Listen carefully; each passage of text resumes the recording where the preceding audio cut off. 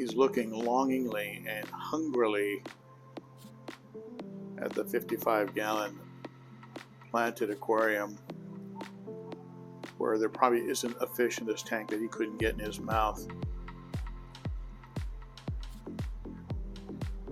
But this is the Red Terror, sometimes referred to as a Harliquin or a Festae,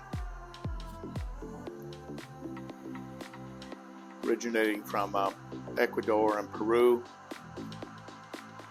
Currently an invasive species up in Singapore, actually. They can get up to 18 inches, the males, and the females over 10 inches. The females are just spectacular.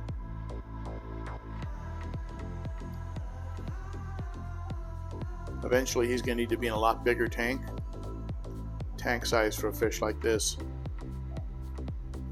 is about 180 gallons. They like to be in water that's 77 to 80 degrees, and they don't mind pH anywhere from 7.5 to 8.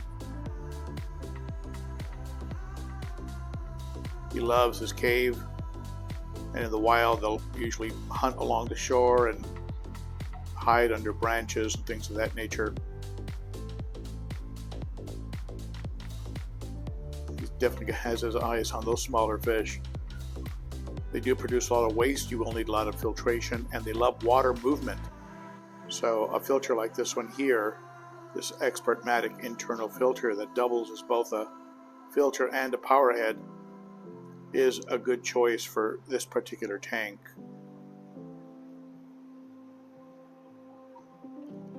They are beautiful fish, very colorful. There is a little bit of hornwort floating around in this aquarium,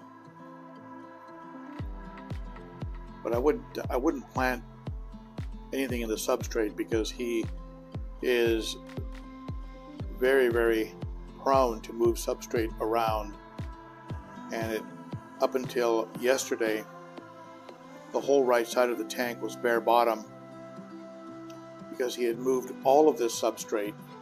He had moved all of it over to the far left side of the tank, and it was plugging up the filter. So I don't think you'd be able to keep him in a traditionally planted tank without him doing significant redecoration on a regular basis. Just something to keep in mind.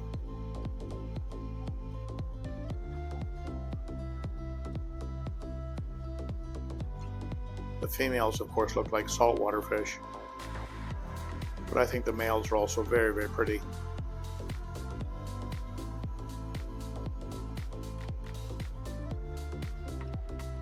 They can live 15 years or more. And if you do pair them up with a female, which I hope to do with this guy at some point, you pretty much have to have them in their own tank because they become extremely aggressive. Otherwise, it is said that they can live with green terrors and Oscars, Jack Dempsey's, plecos.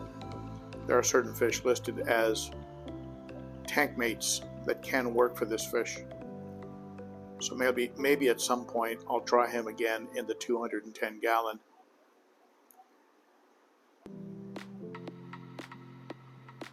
I did try him once. It was a little bit too disruptive, but that may have been because of the way I positioned his cave. The cave was taken over by the Salvini, and it positioned the Salvini in a way where it could dart out and attack other fish. So it just created a series of problems. But I might give it another try at some point.